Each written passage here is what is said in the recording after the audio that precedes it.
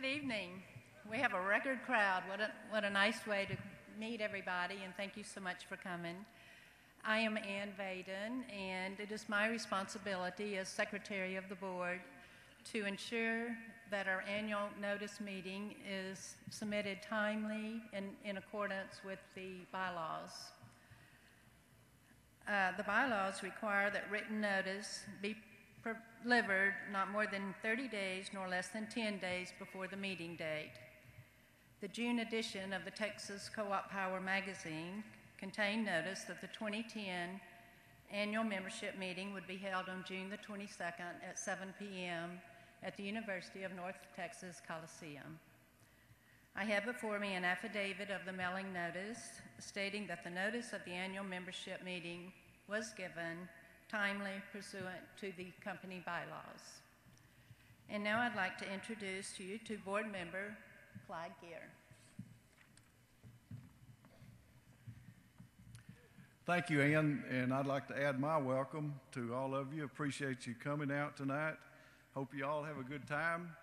It's my privilege this evening to introduce a few guests, and if you will, when I call your name, please stand and remain standing until everybody's been introduced, and then we'll recognize you all at one time. Tonight from the Cooperative Finance Corporation, CFC, we have Bill Kolwicki. From Farmers Electric Cooperative, we have Maggie Spurrier and Samantha Crouch. From Pedernales Electric Cooperative, we have Pete Slover. From Denton Municipal Electric, Phil Williams. From Wise Electric Cooperative, we have Manager Race Cantwell, Bill Hood, Kelly Myers, and Coy Cleveland. And from Texas Electric Cooperatives, TEC, we have Deborah Ingraham. Would you please join me in welcoming these guests?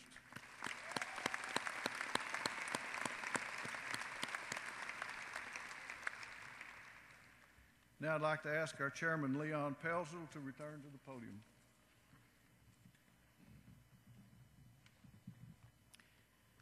I would like to take this opportunity to formally introduce you to the CoServ Electric Board of Directors and their spouses. If you would, please stand and be recognized when your name is announced.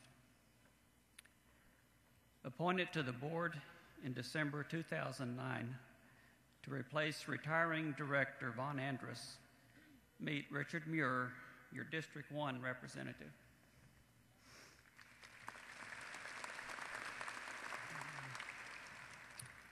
Clyde Gear, our Vice Chairman and your District 3 representative, and his wife, Lou.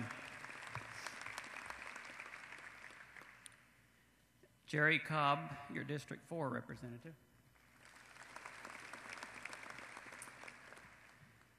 Ann Vaden, our Secretary-Treasurer and your District 5 representative. And her husband, Rusty, is here also. Appointed to the board in 2010 to replace Mark Glover, meet Bill Ragsdale, your District 6 representative, and his wife, Linda, is here. Curtis Talley, your District 7 representative, and his wife, Anita. And once again, I'm Leon Pelzel, Chairman of the Board, and I represent District 2, and my wife, Sharon, is here with me tonight.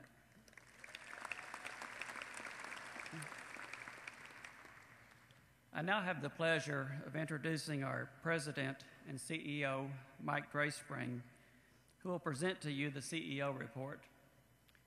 But before Mike comes forward, I would like to recognize Mike's wife, Sabra. Sabra, will you please stand?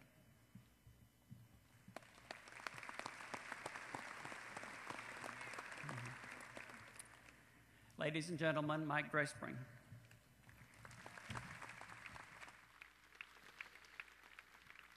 Good evening. It's good to see you guys. I appreciate so many people coming out tonight. one of the things that we like to do each year is really become something that we enjoy doing, and we try to recognize the people who we have with us that have served in the military. About 3 weeks ago, I was in Philadelphia, and I got to hear a guy speak. His name is Lieutenant Colonel Mike Strobel. And how many of you have seen the HBO show Taking Chance? Would you raise your hand? Not many. I want to tell you this story because it's really kind of interesting. Mike Strobel, being in the Marines, had volunteered to escort one of our returning soldiers who was killed in combat. And when he met Chance's body, Chance Phelps was a private first class in the Marines, and he had been killed in Iraq in a gun battle. And in fact, he was awarded the Bronze Star with the V for Valor posthumously. And Lieutenant Strobel met Phelps's body at a port mortuary when it came back to the United States. And he told us the story, and I know this may sound kind of bad in some ways, but there's a really good story in this. For those of you who've seen it, you know it. For the rest of you, it's really important to think about this.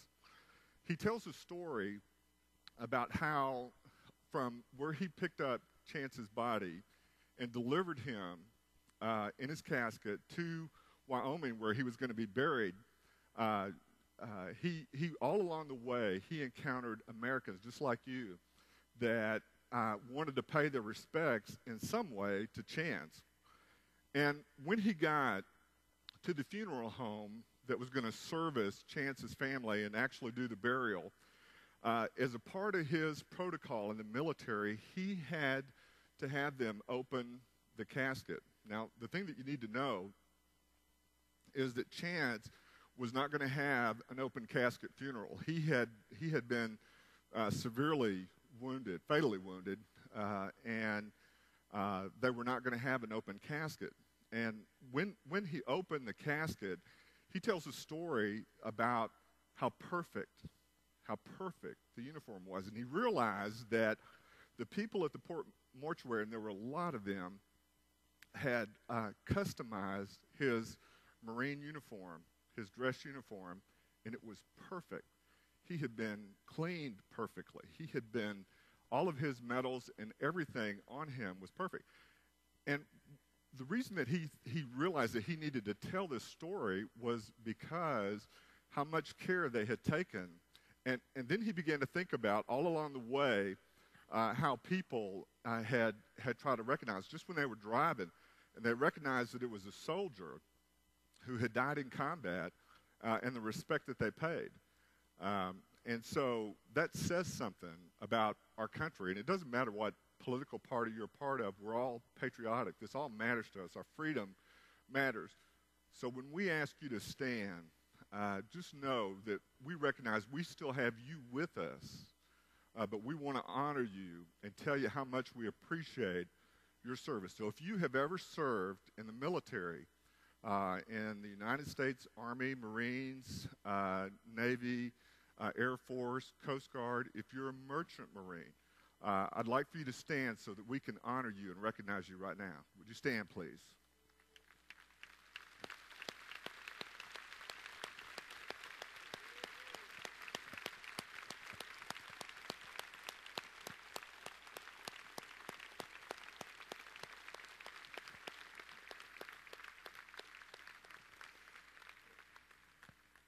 On behalf of CoServ, thank you for your service to our country. We're a cooperative form of business, and we have the freedom in this country to run a business cooperatively because of the freedom that we have, and that's purchased with a price, and we appreciate it.